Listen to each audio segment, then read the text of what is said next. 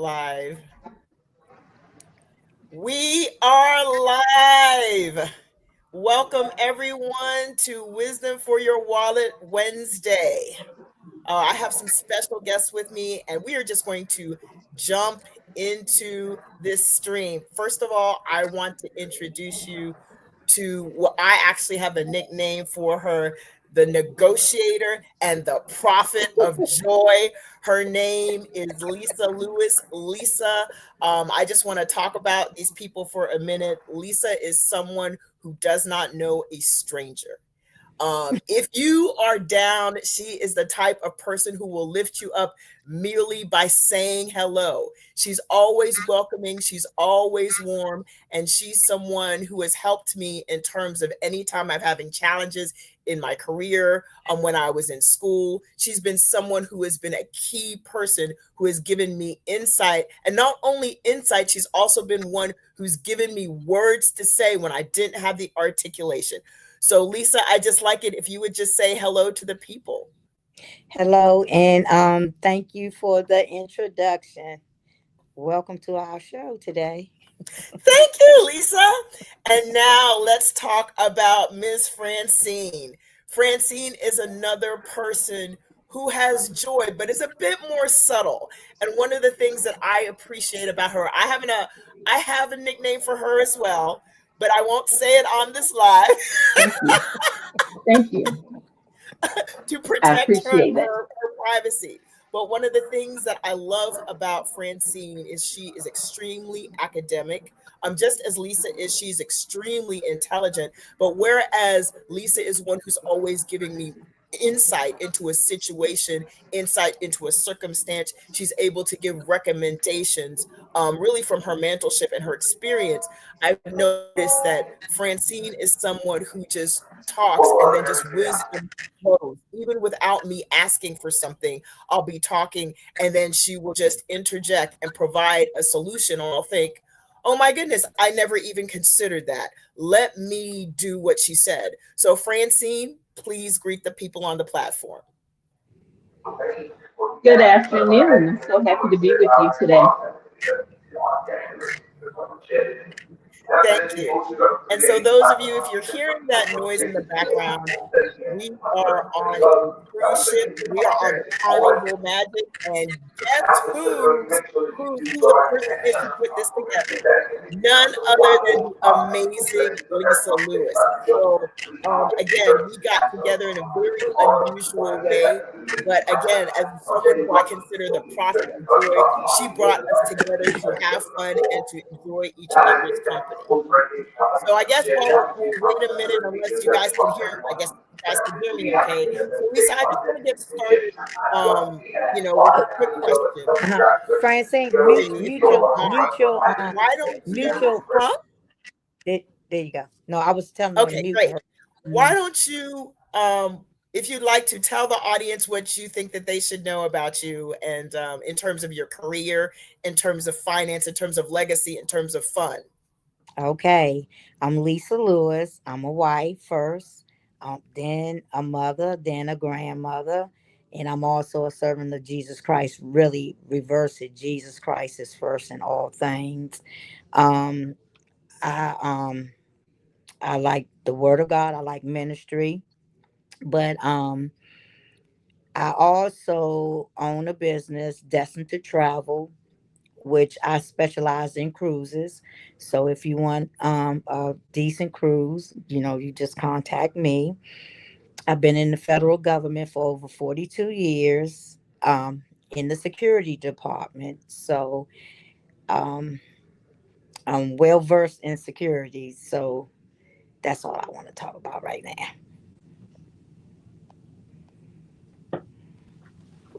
That was an absolutely excellent introduction. Thank you so much. Francine, why don't you tell the people something about yourself? Yes, I am Francine. I have a 30 plus year career in information technology. My passion is regarding, or my greatest passion outside of Jesus Christ is concerning financial literacy. I want our people to become financial literate. so that when they are older and they're in retirement, they don't have to work when they're 70 years old, that they can enjoy the fruits of their labor from all the years that they were gainfully employed. That's absolutely excellent. And that actually brings us into our first real question for both of you. And Lisa, I'd like you, if you don't mind, I'd like you to answer first every question that I have. But for both of you, the question is, you've been with your companies for over 30 years. That is the age of a fully grown adult. And in this day and age, it's very unusual. I can tell you, as I said, in my industry, as we were talking yesterday, if you've been at a company for 5 years, that's really considered 20 years in my industry. So for you guys to literally be in your companies in the same industry for over 30 years or the same agency, my question is, what mindset allowed you to stay consistent and relevant at your companies and valuable to them for so long, even if you were in different positions? Lisa, would you share? First, I had decided early on that my job was a part of my assignment. Just like, for instance, I worked in security, been in security for almost 20 years. In security, you know how you have to know how to keep secrets, right? You know how to keep things privately, and so, which is a part of my assignment. Um, as well. But I believe that God has placed me there to represent him well. And in order to represent Christ well, you have to know how to keep secrets, or even just, let's make it plain, keep your mouth closed. What people tell you, you have to be able to hold it privately, because people can't trust you if you just like a refrigerator. In a refrigerator, you always opening the door and taking stuff out. So and then secondly, I didn't assume that because my time in service, I was automatically valuable. Um, I kept updating my skills, listening to feedback, and that's one important thing we have to take in consideration is feedback, because if you're getting it from somebody genuine, the feedback is they see your blind spots that you don't see yourself. So That is absolutely excellent in terms of what you shared. I appreciate how you said you leaned into the feedback that was given and that helped you in terms of the longevity of your career and also progressing into different positions. Francine, I'd love to hear your response to that question as well. Yes. I think that I've always been a disciplined person. And once I make a decision to do something, I pretty much stick with it and I see it through. And another thing is I like stability. I'm not a person of much change. But what happened with my career at my company, such that I didn't become bored, is we open new facilities continually every few years. So for me, each opening of a new facility, it was like starting a brand new job, because as I worked in information technology, there was new systems that had to come up. And then also, I think it has to do with my upbringing. As far as I can remember, and as much as I know, both my parents are deceased. However, my father, he worked one job.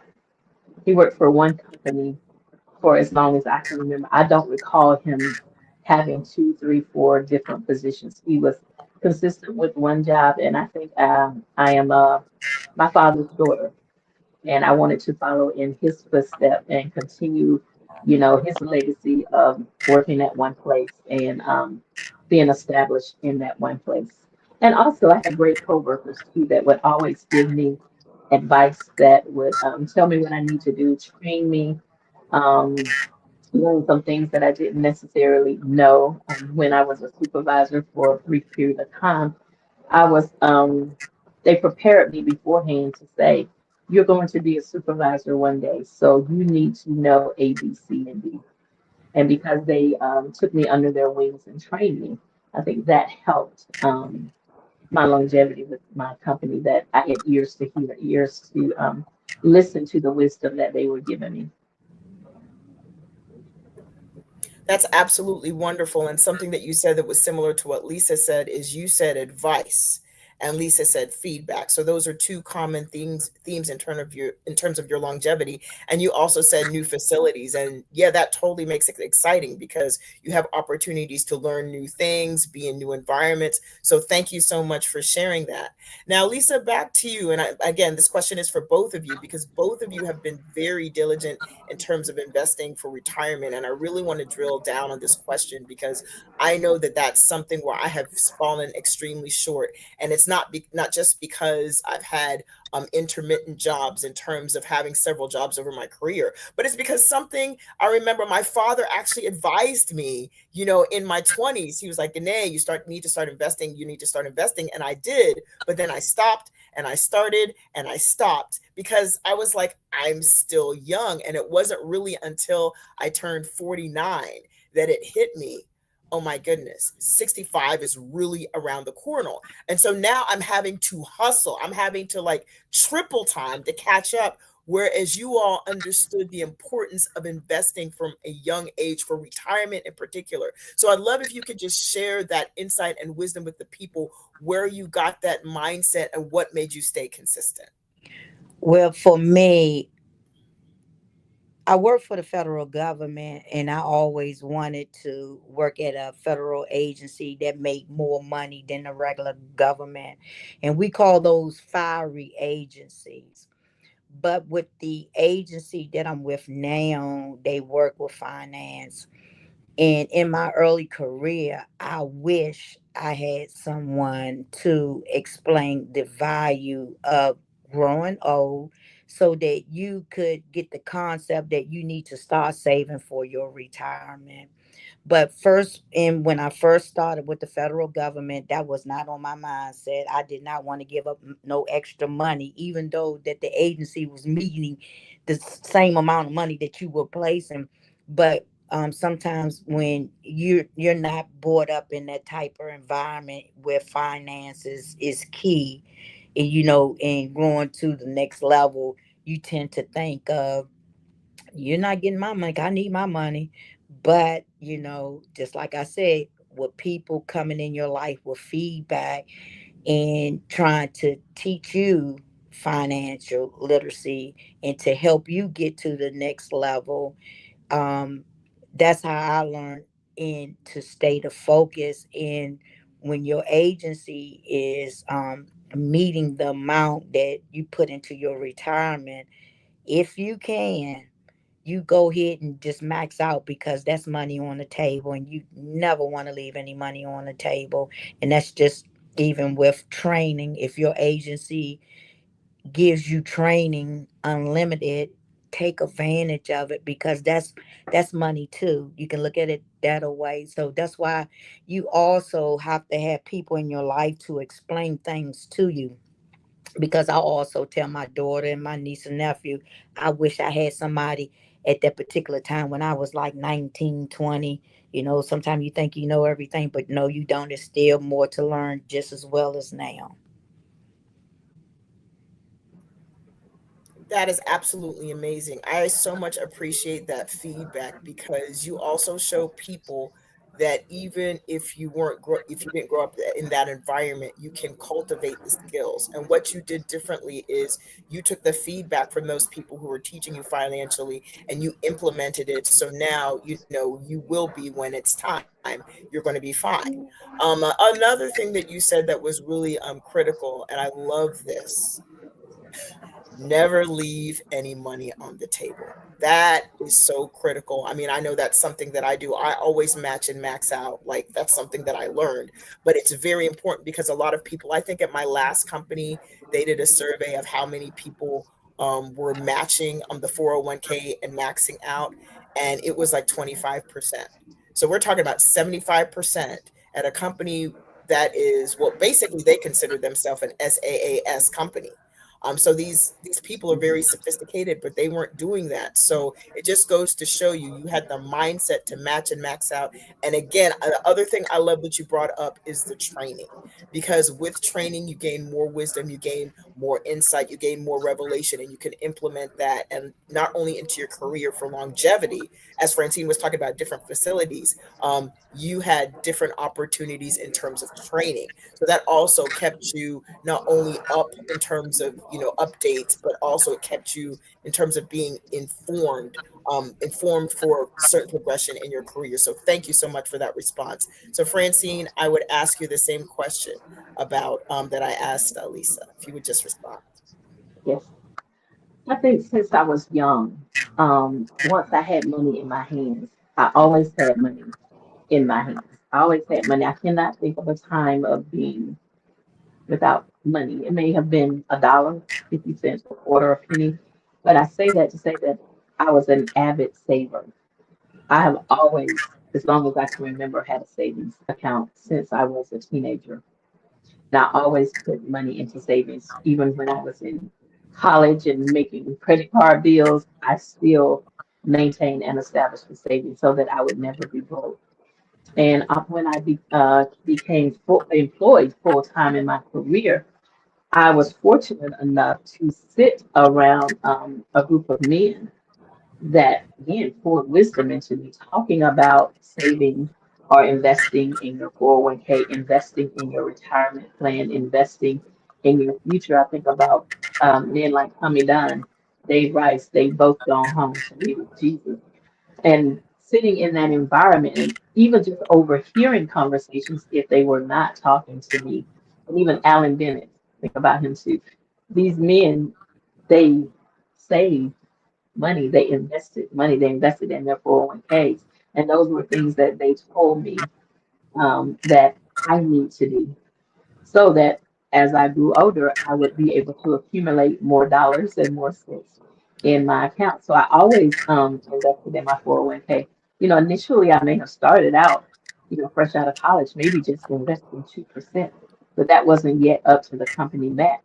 But from the first day I was employed, they allowed me to begin investing, maybe 3 months, investing in my 401k, and I always contributed to my 401k.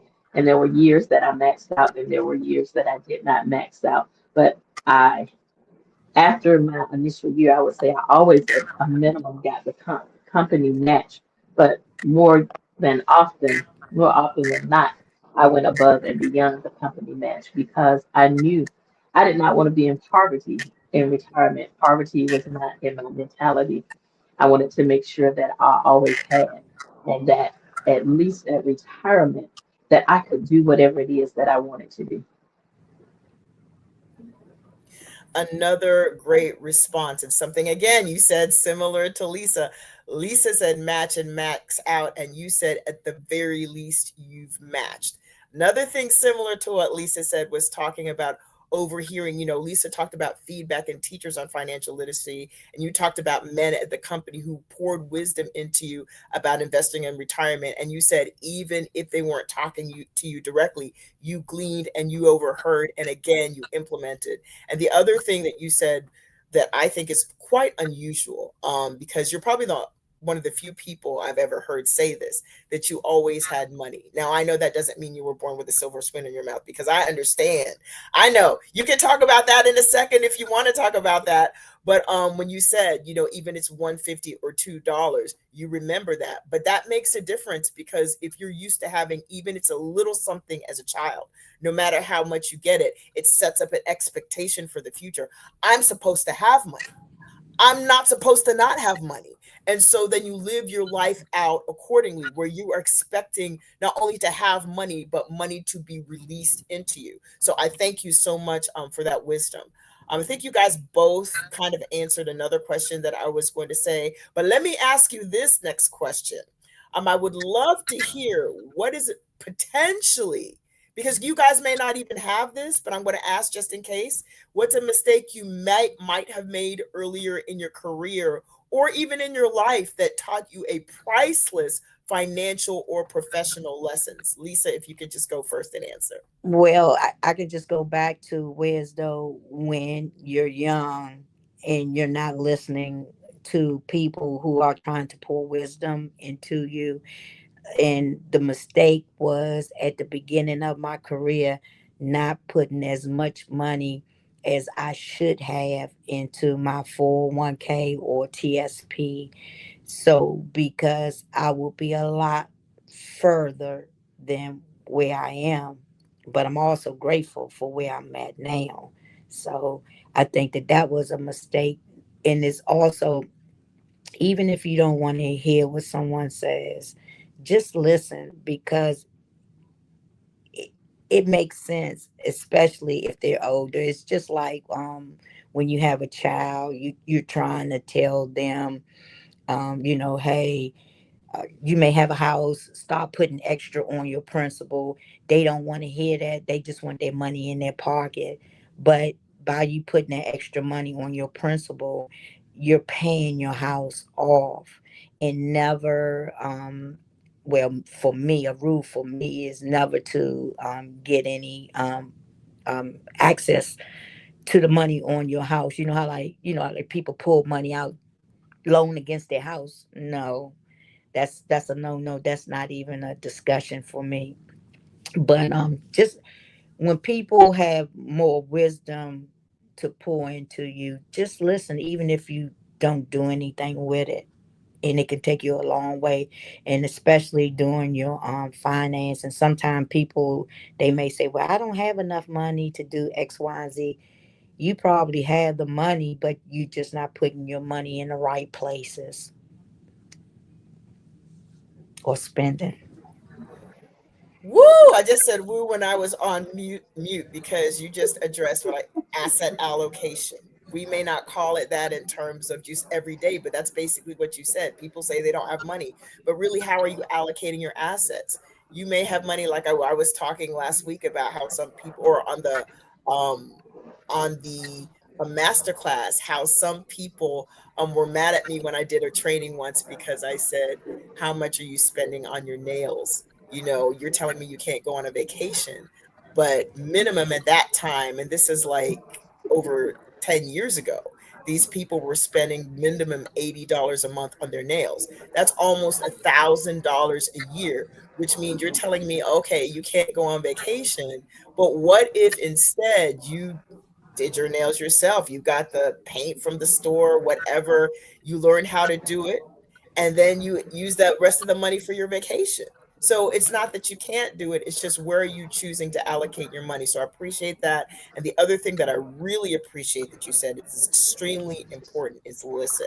So, for those of you who are listening, one of the reasons why I have these two ladies, besides the introduction that I gave you on this broadcast, is because even in just listening to them in conversation, I have gleaned so much money, not just about retirement. I mean, money, not money yet, Look at but it.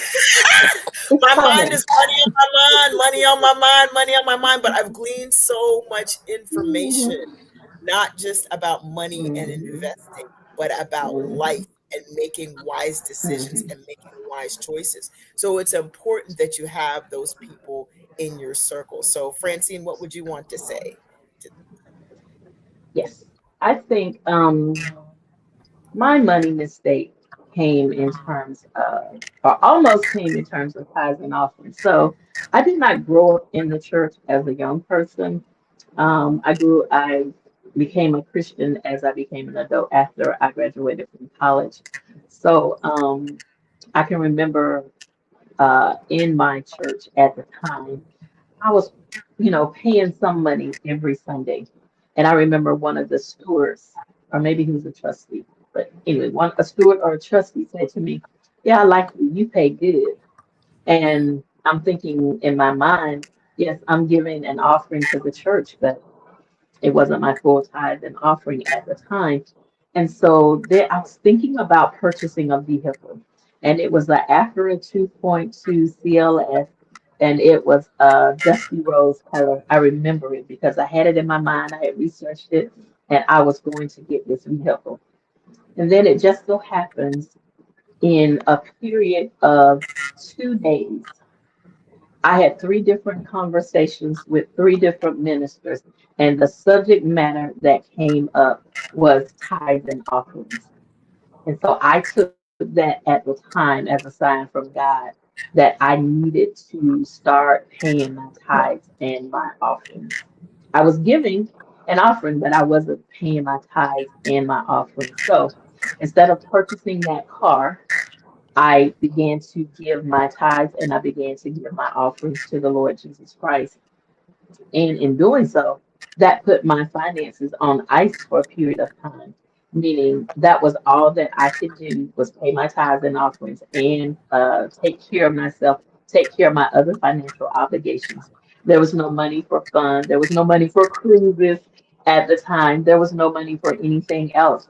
And, that it took a minute, to adjust to that and to be comfortable with that. But from that point forward, which would say was probably in 1990, 92 or 1993, from that point in my life, I have consistently and regularly given and paid tithes and offerings. And I have not missed giving the Lord what belongs to him.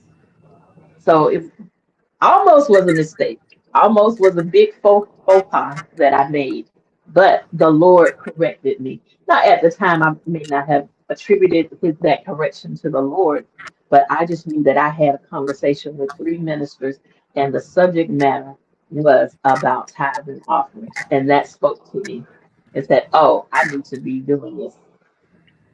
So that's my answer. That is an amazing answer. And I'm going to ask you another question and I'm going to go back to Lisa. So now that you've talked about the tithe, and I'm so grateful that you got and you knew or you heard those conversations and you know the tithe belongs to the Lord, even though you had to put your basically your money on ice to sacrifice and make sure you rendered unto him what we owe him, how have you seen giving him his 10%, how have you seen that play out in your life? That it can be little things. Oh, the blessings of the Lord makes rich and adds no sorrow that comes from that. The Lord, he promised that he would rebuke the devourer if we would give our tithes and offerings to him. So there are things that, happen in my life. It's like, I can give an example. Um, I can remember one time saving $20,000 in interest on a property, because of the wisdom of the Lord said, oh, you need to go finance. For somebody else, this may be a common thing. But when the Lord instructs you to do something and you do it, and that's a massive savings, that I don't have to give out to um, to the banks, that I can keep this money in my pocket and even get the property paid off early. Um, just in so many different ways. It comes back in terms of health. It comes, um, back in terms of favor that people sow into your life. People begin to give things to you that you didn't know you had. And I would say, too, what it birthed in me, it also birthed a spirit of generosity in me. And also, I would say there was a period that we did a lot. I did a lot of fasting and I did a lot of praying. And we had our prayer list during our times of fasting and consecration. And I saw things happen in my life, as I sowed, fasting, praying, and giving. That's a threefold cord that is not easily broken. That has been established in my life. So I see um, that I got a raise in one year, I got a promotion, in the same year, and that was a significant amount of increase that I experienced.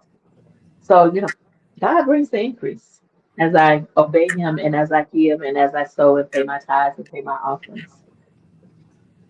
It's just the favor of the Lord. Yes, and a faithful woman shall abound in blessing in the name of Jesus. I like what you said about fasting, praying, giving be a threefold cord that is not easily broken. And of course, we talk about how you sacrifice, but also as a result of rendering your tithe, you've seen blessing, favor, and generosity. So, Lisa, I'm just going to ask you the same question. How have you seen, or even how did you come into understanding about the tithe, and what have you seen as a result?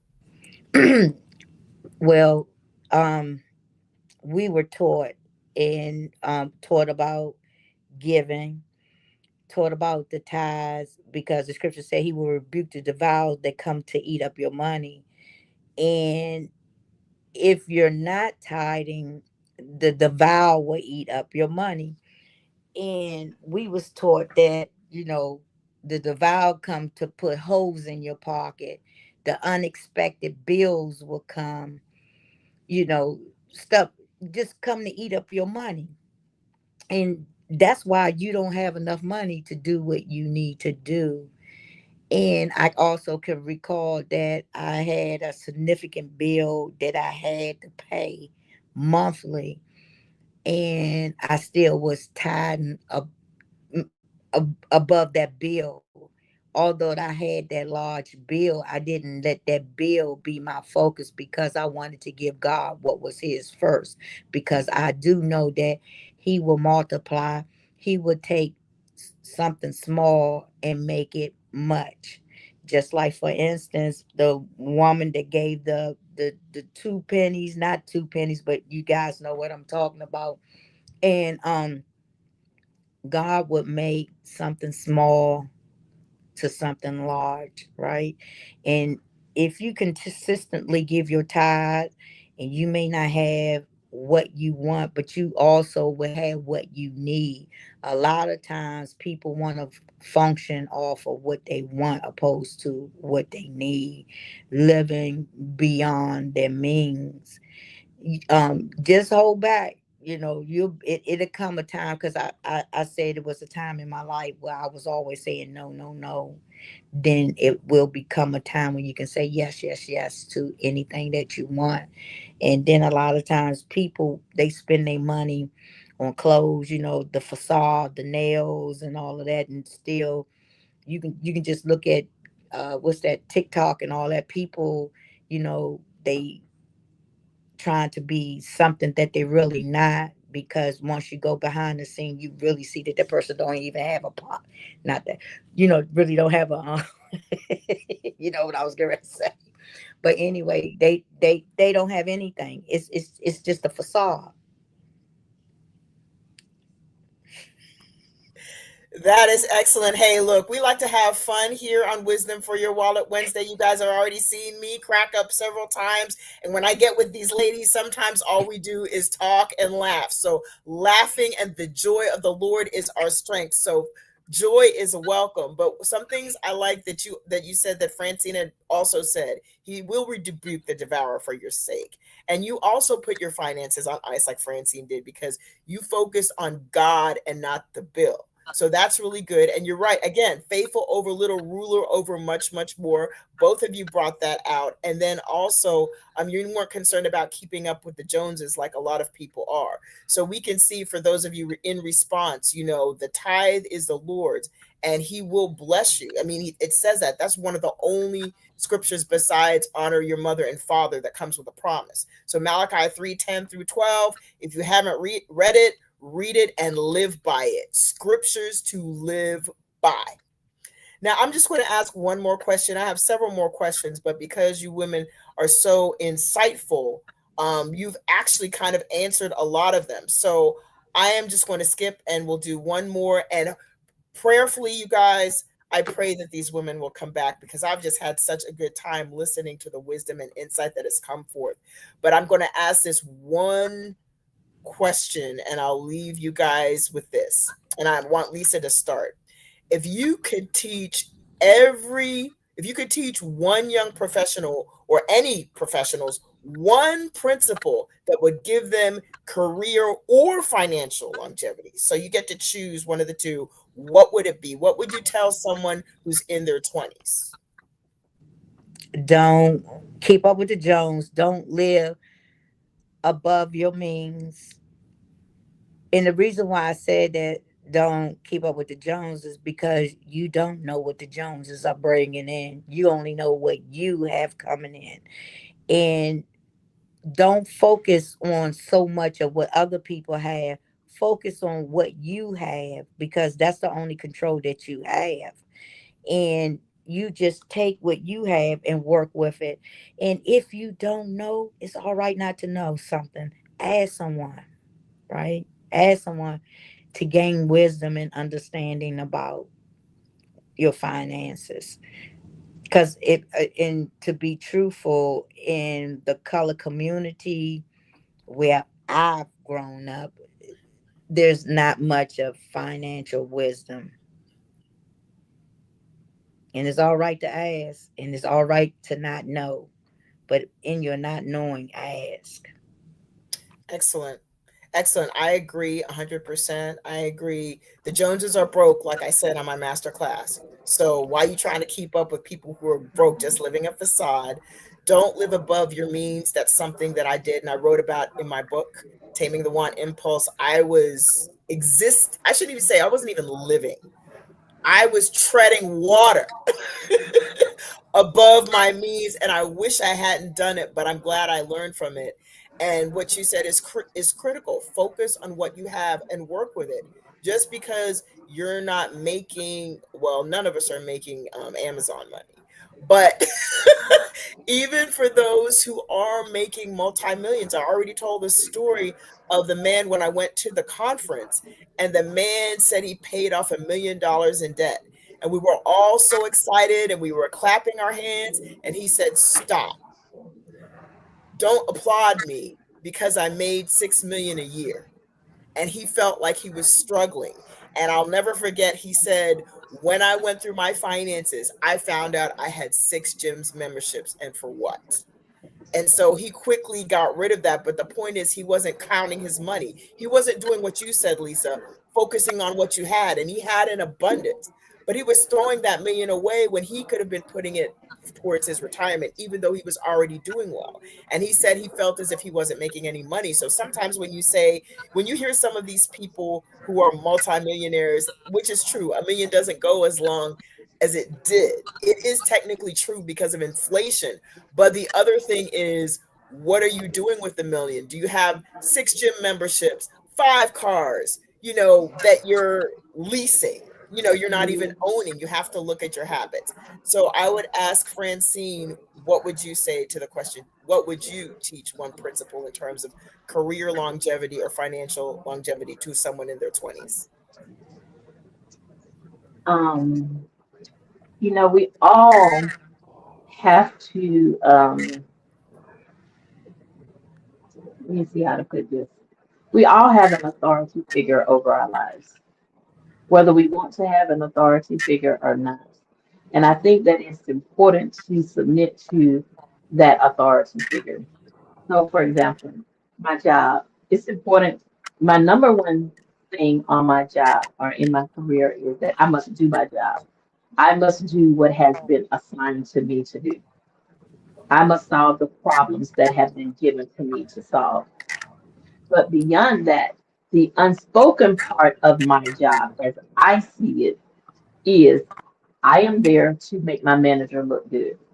Whoever is above me, it is my job to not cause them problems. It is my job to solve my problems so that I'm not a problem for them. And if there's something that they don't know that I know, even if I'm in a meeting, I have to find a way to get that information to them. Or even if they say something that is wrong in the meeting, it's not my job to correct them. It's my job to share after the meeting. Here, this is what the information is. I'm not there to embarrass my manager. I'm not there to embarrass my leader, whether we're in professional capacity or whether I'm in church.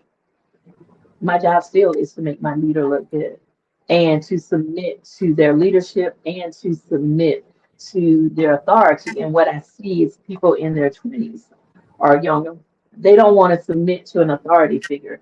They don't want anybody to tell them how to do anything or what to do.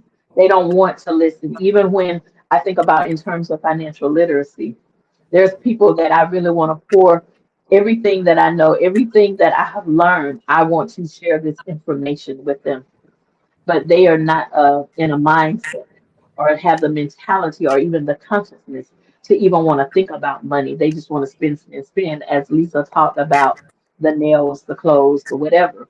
You can do that too, but you also have to have some principles about financial literacy that you can save.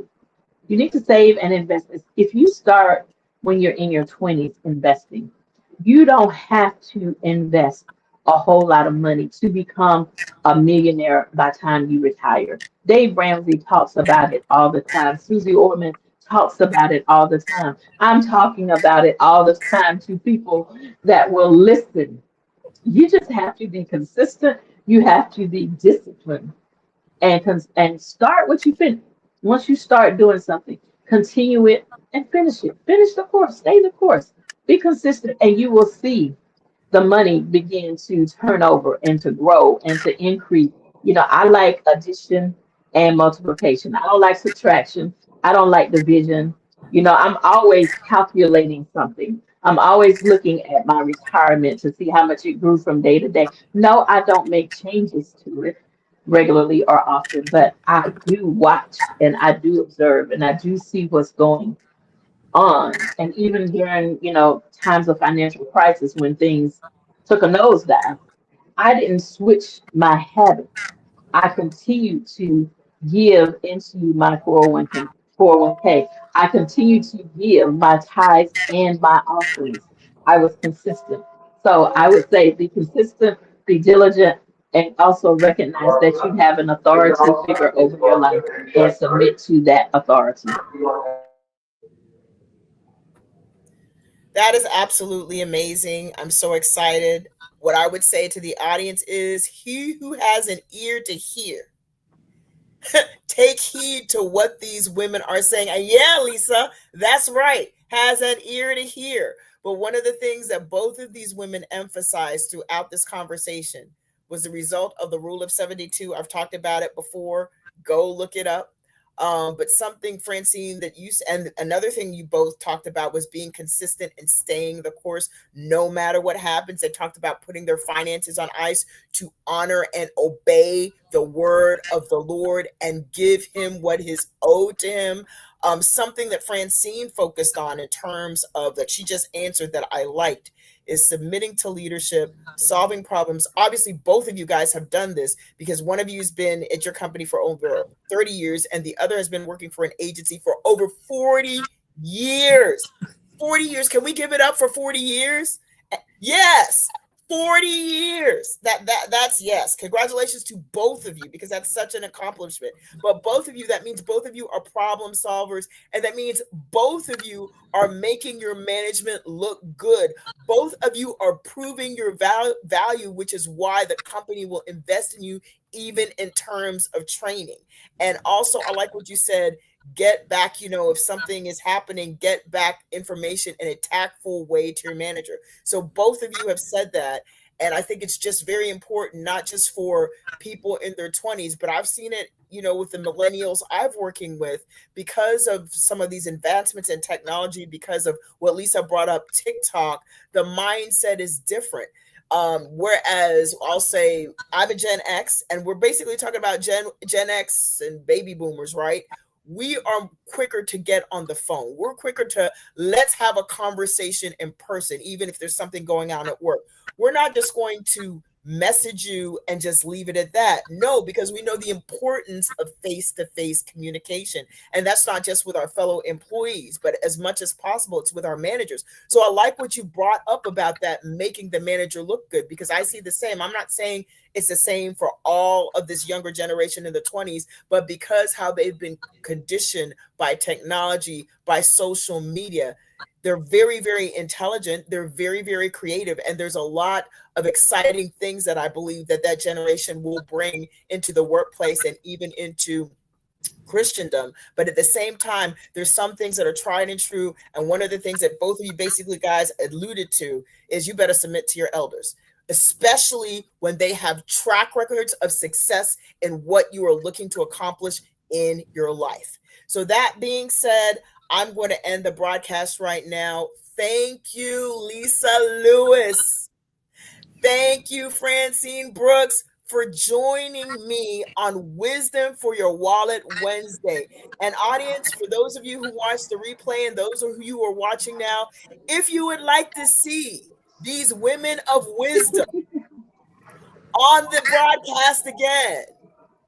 Please put wisdom, hashtag wisdom in the chat, and I'll see what I can do. I can't promise anything because these women are in high demand, but I'll see what I can do about getting them back on a broadcast. Thank you so much for joining me, and I'll see you all next week for Wisdom for Your Wallet Wednesday. Bye-bye.